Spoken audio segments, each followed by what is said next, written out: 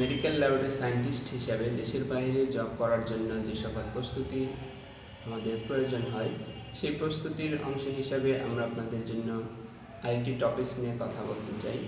আপনাদের জানাকে আরও সমৃদ্ধ করতে এবং অজানাকে নতুন করে সামনে নিয়ে আসার জন্য আমাদের প্রচেষ্টা। আইকন টিভির পক্ষ থেকে সবাইকে স্বাগত জানাচ্ছি। আজকে আমাদের বিষয়, আমরা এই সকল জব লাইসেন্স পরীক্ষাগুলোতে যে বিষয়গুলো সবচেয়ে বেশি ফোকাস দেওয়ার প্রয়োজন হয় তা হচ্ছে গতানুগতিক পড়াশোনার মতো করে প্রশ্ন ধরে ধরে উত্তর খোঁজাটা আমাদের জন্য কঠিন, এবং পরীক্ষায় অংশগ্রহণ করে সঠিক অ্যান্সার বের করাটা কঠিন। সেই কারণে আমরা কিভাবে আমাদের কার্যক্রমগুলো, অর্থাৎ যে টপিক্সে আমরা পড়াশোনা করছি, এই টপিক্সের মেকানিজমগুলো জানতে পারলে, বুঝতে পারলে প্রশ্নের অ্যান্সারগুলো খুঁজে বের করা সহজ হয়।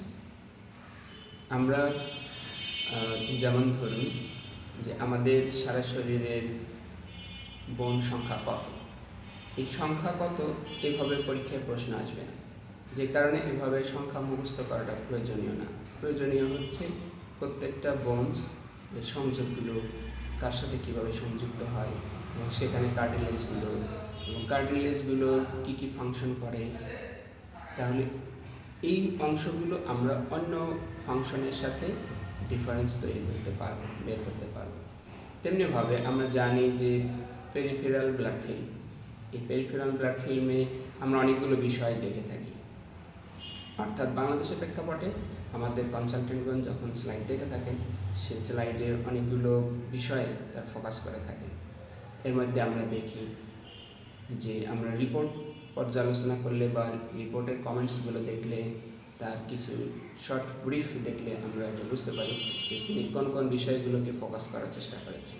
আমাদের ফিজিশিয়ানদেরকে গাইড করার জন্য তিনি কোন বিষয়গুলোকে অগ্রাধিকার দিয়েছেন। যেমন ধরুন, প্রথমে ফোকাস আনার পর দেখা হয় যে আরবিসিগুলোর নর্মাল ডিস্ট্রিবিউশন কেমন, সেখানে কোনো অ্যাবনর্মালিটি দেখা যায় কি না। যেমন ডিস্ট্রিবিউশনের ক্ষেত্রে আরবিসিগুলো পরস্পর কোনো চেইন হয়ে আছে কিনা, স্ট্যাকিং হয়ে আছে কিনা, অথবা কোনো রোলেক্স ফর্মেশন আছে কিনা, অথবা আরবিসিগুলো ভাঙা ভাঙা কিনা, অথবা এই সেলগুলোর ক্ষেত্রে আমরা দেখব যে কিছু সেল ছোট ছোট, কিছু সেল বড় বড়, কিছু সেল অর্ধেক অংশ আছে, অর্ধেক অংশ নেই, কিছু সেল বিভিন্ন কালারের মতো দেখা যাচ্ছে। সব কিছু মিলিয়ে আমরা বের করার চেষ্টা করব যে কোনটার কী কারণ রয়েছে। অর্থাৎ আমরা যখনই কোনো নতুন পয়েন্ট পাচ্ছি, সেই পয়েন্টের সাথে আমাদের সংযোগগুলোকে সমৃদ্ধ করানো গেলে আমরা ডিজিজ হিস্ট্রির সাথে মিলে নিতে পারব। যেমন ধরুন, আমরা দেখলাম যে কিছু সেল একই ফরম্যাটে রয়েছে, একই সমান মাপের মধ্যে রয়েছে, ওয়েল ডিস্ট্রিবিউশন রয়েছে, কিন্তু কোথাও কোথাও কিছু সেল ছোট দেখা যাচ্ছে, খুব ডিপ কালার দেখা যাচ্ছে, এবং সেগুলো আরবিসি মনে হচ্ছে।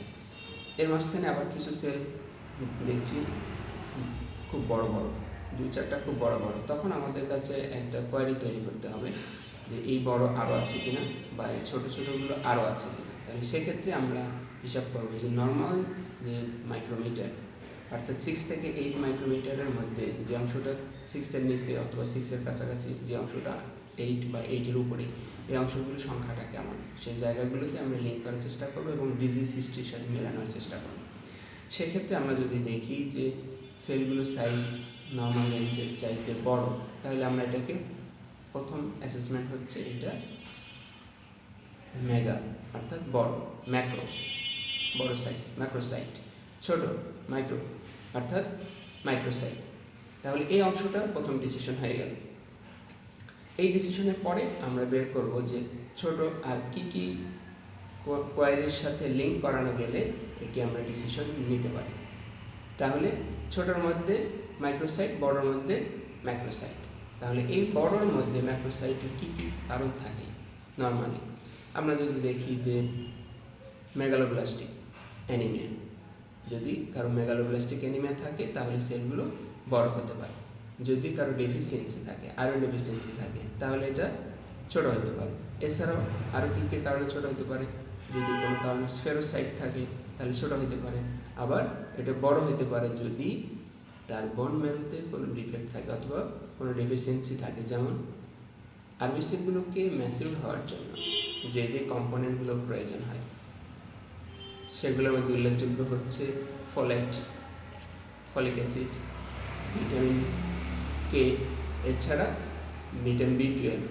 যদি এই অংশগুলো আমরা দেখি যে ইন্ট্রিনসিক ফ্যাক্টর সেও আরবিসি ম্যাচিউর হওয়ার জন্য সাহায্য করে থাকে। তাহলে এখানে আমাদের focus point vitamin B12, folic acid, folate এবং ইন্ট্রিনসিক ফ্যাক্টর।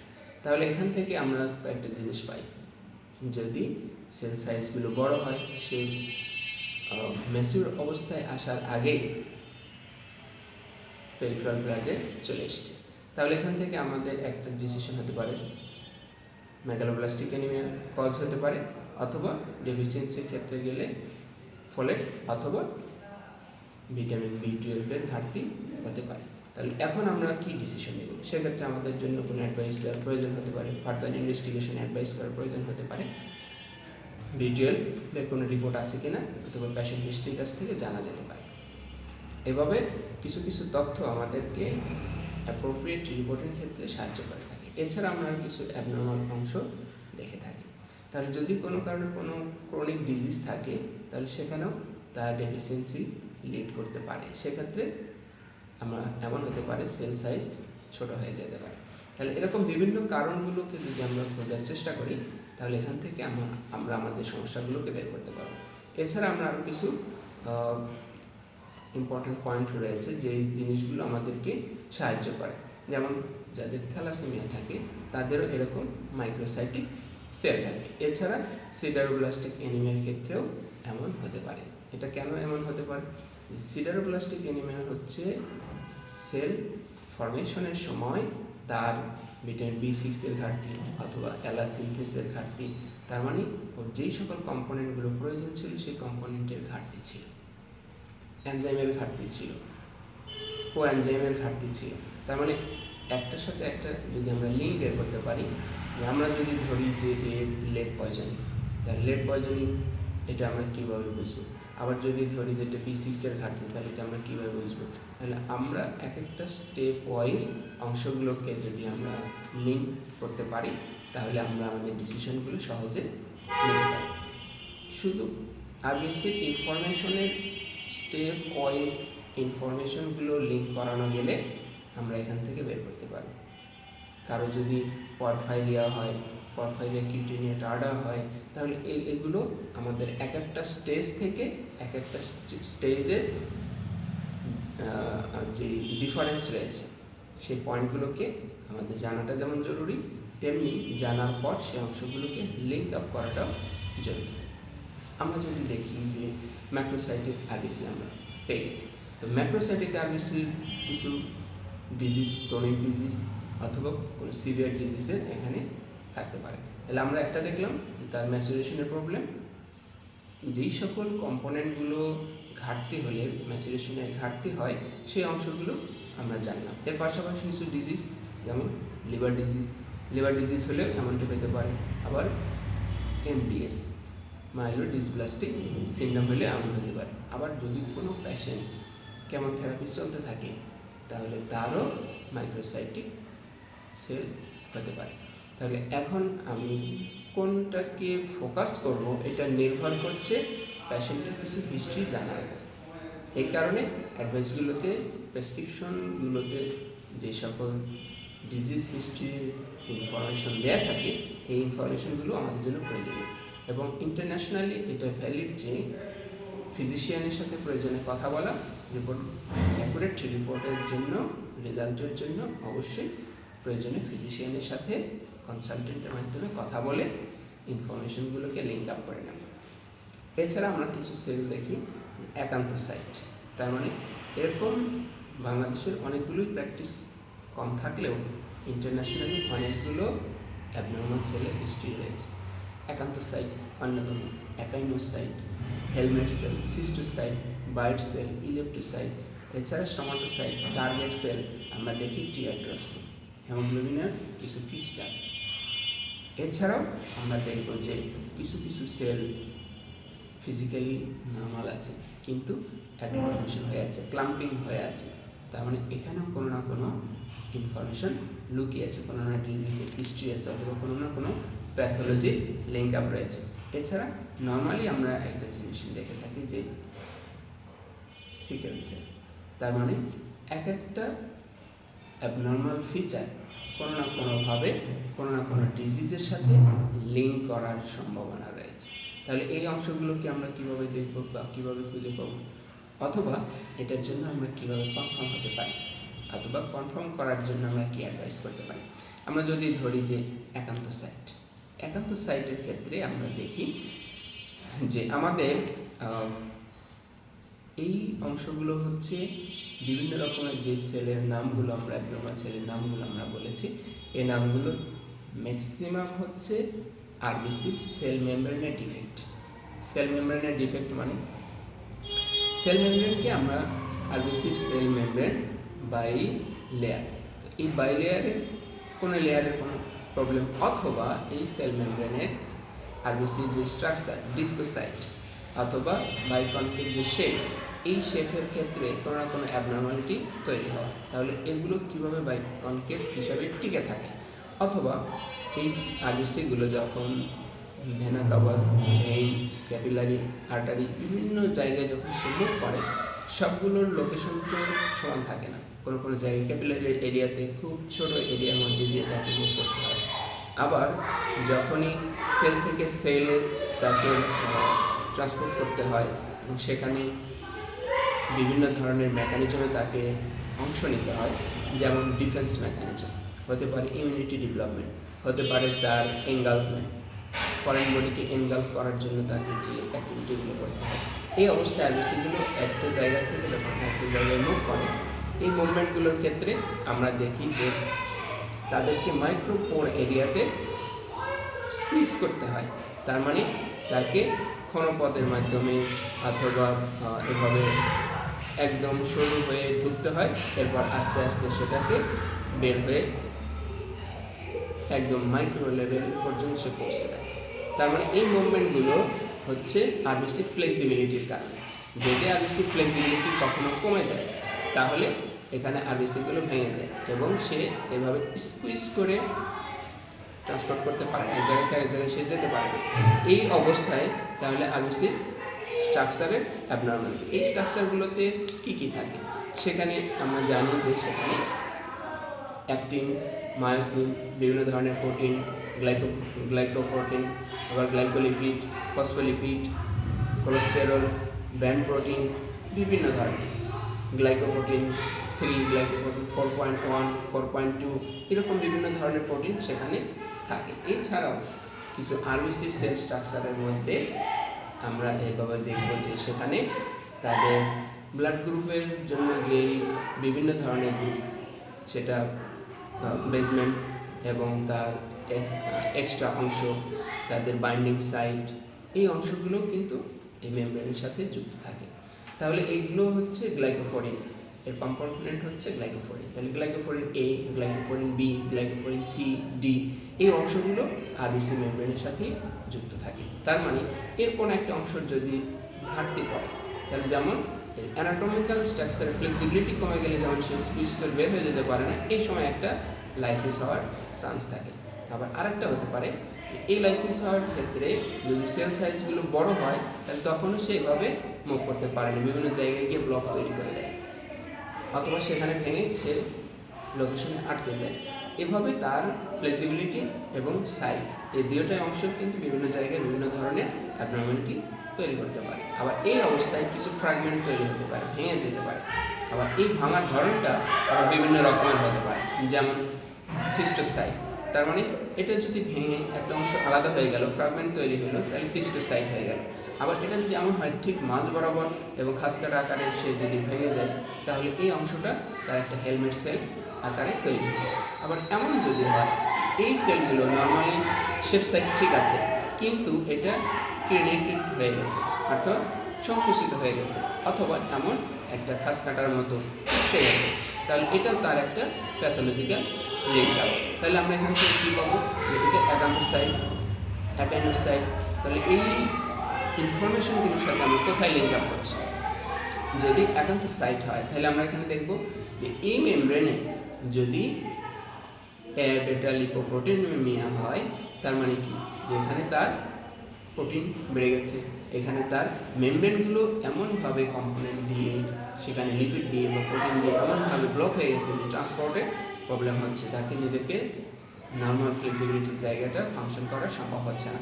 এই অবস্থায় কি হবে, এই সেলগুলো তখন লাইসিস হয়ে যাবে অথবা তার ট্রান্সপোর্ট করতে পারবে না, নিউট্রিশনাল ট্রান্সপোর্টেশনে সে বাধা প্রদান করবে।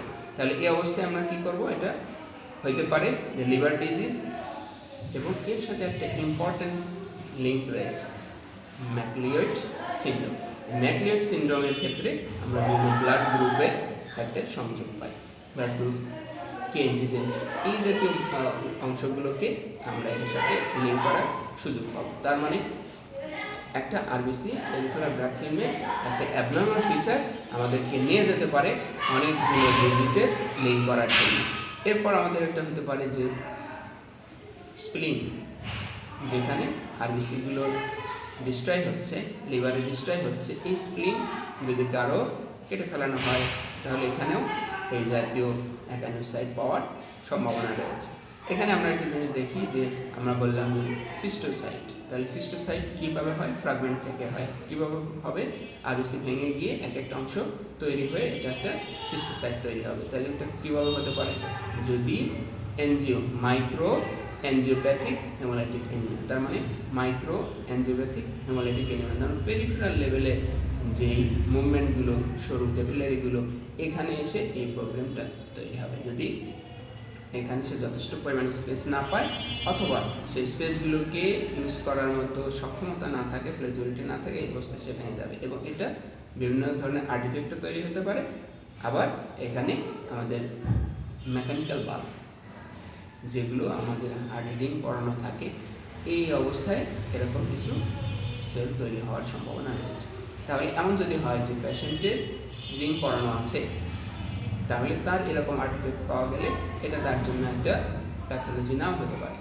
আবার যদি তার কোনো ডিভাইস ইউজ করা নেই কিন্তু এরকম আর্টিফ্যাক্ট পাওয়া যাচ্ছে অথবা এরকম সেল পাওয়া যাচ্ছে, সংখ্যা বেশি পাওয়া যাচ্ছে, তাহলে তখন আমাদের কোনো না কোনো ডিজিজের সাথে আমাদের লিঙ্ক করার প্রয়োজন হবে। আবার এটা এমন হতে পারে যে তার ইউরেমিয়া হচ্ছে, কিডনি ডিজিজে হচ্ছে, আবার এমন হতে পারে যে না, তার লিভার ডিজিজের কারণে এমনটি হয়ে থাকতে পারে। এরপর আরেকটি হচ্ছে এই ডিস্কোসাইট শেপ সাইজ চেঞ্জ হয়ে সে এখান থেকে আমাদের পেন্সিলের মতো শেপ আমরা কিছু সেল পেয়ে যাচ্ছি।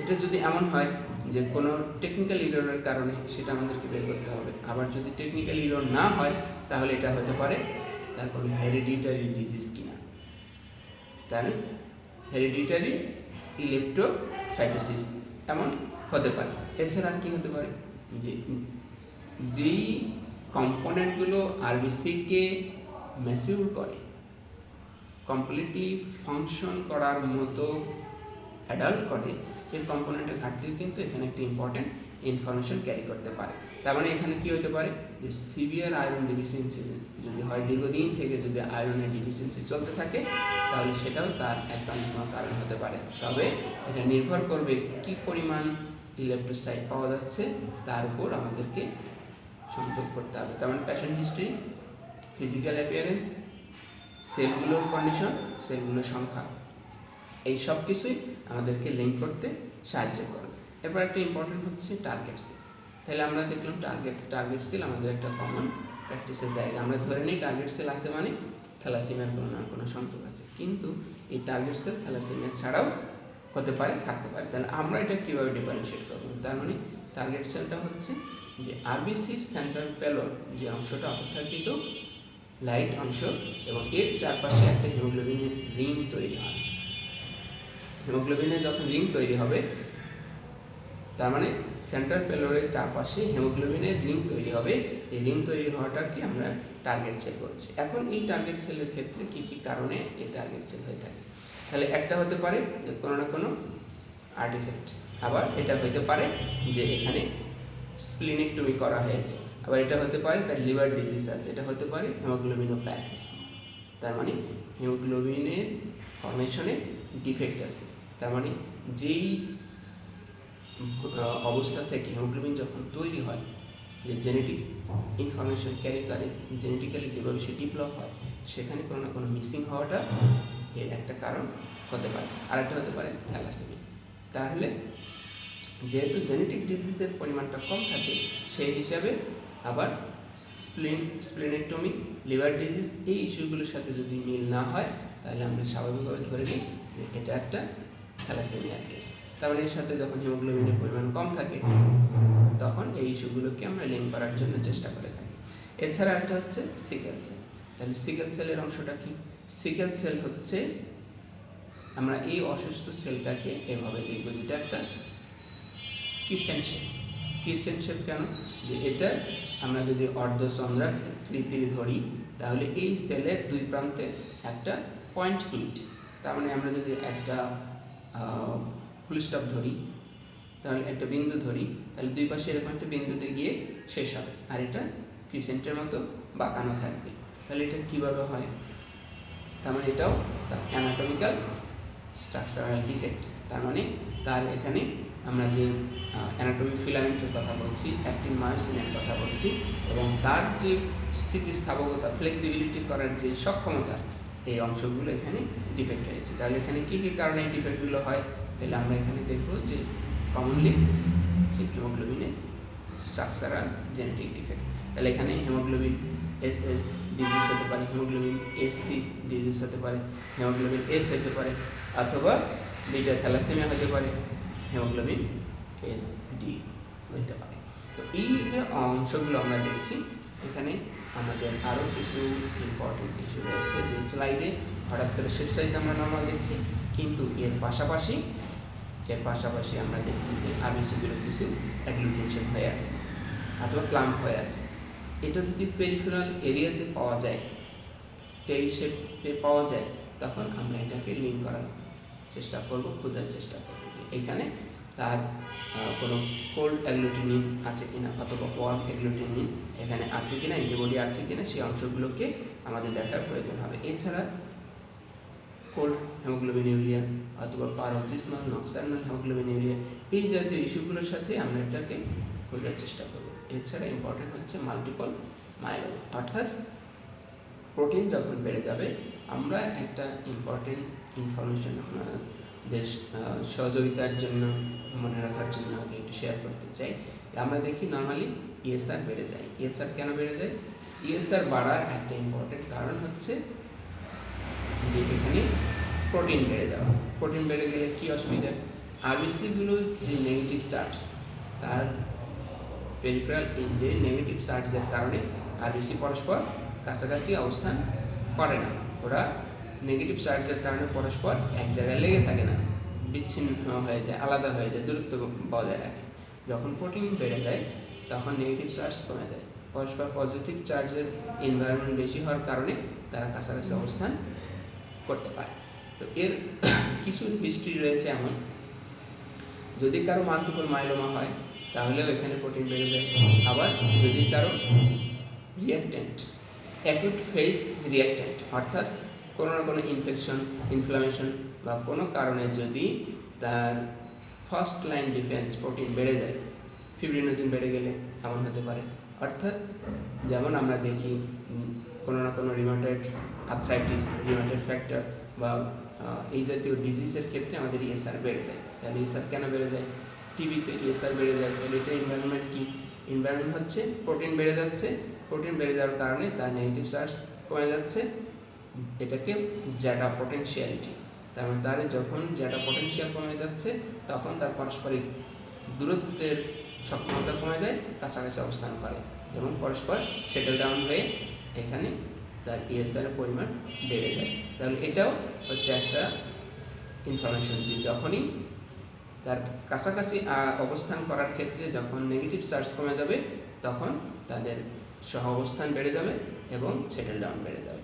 এভাবে আমরা ইএসআরটা বেশি দেখি। তার মানে ইনফেকশন হইলে, কোনো ইনফেকশনের কারণে যে ইএসআর বাড়ে, এর একটা অন্যতম কারণ যে প্রোটিন বেড়ে যাচ্ছে, সেটা ফিব্রিনোজেন হতে পারে বা অন্য কোনো প্রোটিন বেড়ে যেতে পারে।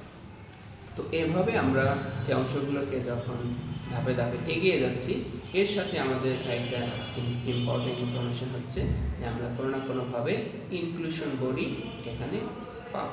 তার মানে আমরা দেখলাম যে এখানে ম্যাক্রোসাইট, মাইক্রোসাইট, এছাড়া আমরা বিভিন্ন ধরনের ফ্র্যাগমেন্ট, সিস্টোসাইট, আমরা কিছু ভাঙা অংশের মধ্যে থেকে আমরা দেখলাম যে কিছু একটা আছে কিসিং সেল। তার মানে আমরা যখন কিস করার সময় যে ঠোঁটের যে আকৃতি তৈরি হয় এরকম একটা ফিচারের আরবিসি পাওয়া যেতে পারে, তাহলে এটাকে বলা হচ্ছে কিসিং সেল।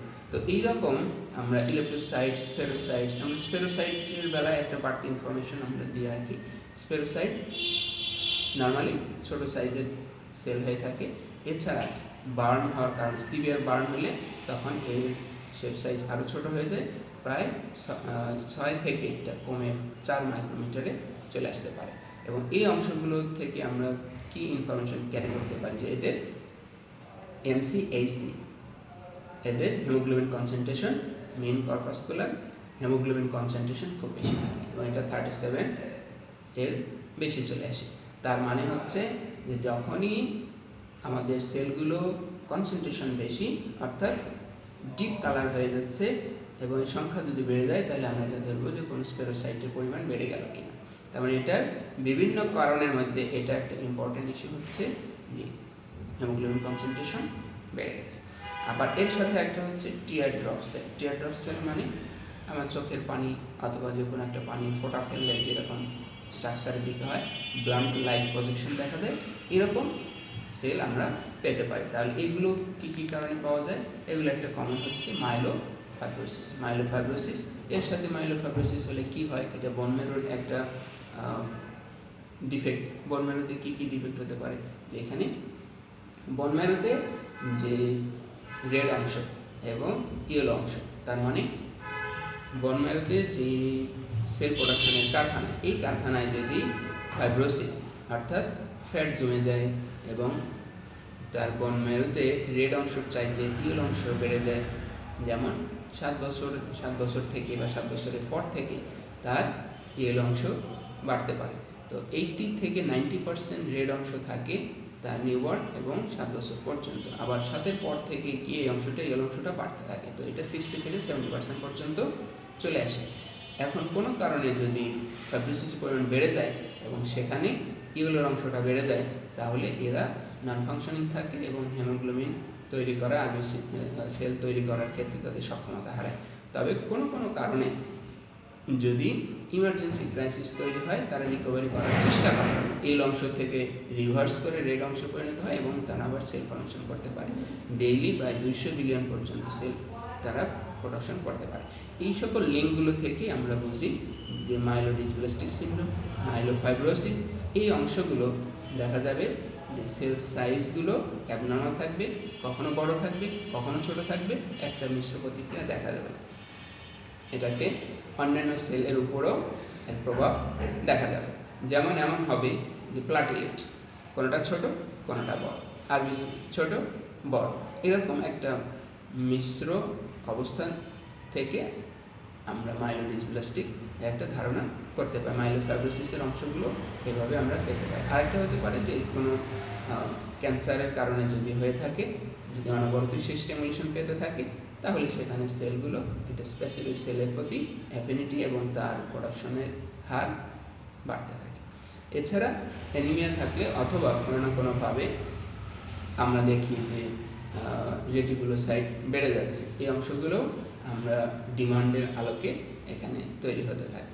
তো এই কারণে দেখা যায় যে লিভার থেকে, কিডনির যেই গ্ল্যান্ড থেকে আমাদের আরবিসি বা সেলগুলো প্রোডাকশনের জন্য যে ডিমান্ড তৈরি হয়, এই ডিমান্ডগুলো অ্যানিমিয়ার কারণেও ডিমান্ড তৈরি হতে পারে। তখন কি হয়, ম্যাসিভ হওয়ার আগেই সেল কিছু সেল চলে আসে পেরিফেরিতে। তো এইরকম একটা কন্ডিশন আবার যখন অনবরতই মিমিক অথবা অনবরতই একটা সিগন্যাল পাইতে থাকে, তখন কোনো না কোনো সেলের প্রোডাকশন পরিমাণ বেড়ে যায়। তো এরকম বাড়ার থেকেই আমরা পলিসাইথেমিয়ার অংশগুলো দেখি, পলিসাইথেমিয়া ভেড়া আমরা দেখি। তো এই সকল ইনফরমেশনগুলোকে যখন আমরা ধাপে ধাপে লিঙ্ক করতে পারবো, তখন কোন সেল, কোন স্ট্রাকচার, কোন ডিফেক্টের কারণে এইভাবে উপস্থাপিত হচ্ছে সেটা আমরা অ্যাকুরেটলি রিপোর্ট তৈরি করার জন্য কনফিডেন্ট হব এবং নিজেরা এই সম্পর্কে একটা আইডিয়া জেনারেট করতে পারবো। তো আজকে এই পর্যন্তই। আপনাদেরকে ধন্যবাদ জানাচ্ছি আমাদের সাথে থাকার জন্য। আগামীতে আমরা ইনক্লুশন বডি এবং পেরিফেরাল ফিল্মের থেকে আরও স্পেশাল কিছু স্টেইন করে সেগুলোকে আমরা আইডেন্টিফাই করতে পারি, সেই বিষয়গুলো নিয়ে কথা বলবো। সবাইকে ধন্যবাদ পরবর্তী সেশনের জন্য আমন্ত্রণ জানিয়ে আমরা আজকে এখানে শেষ করছি। আসসালামু আলাইকুম ওয়া রাহমাতুল্লাহি ওয়া বারাকাতুহু।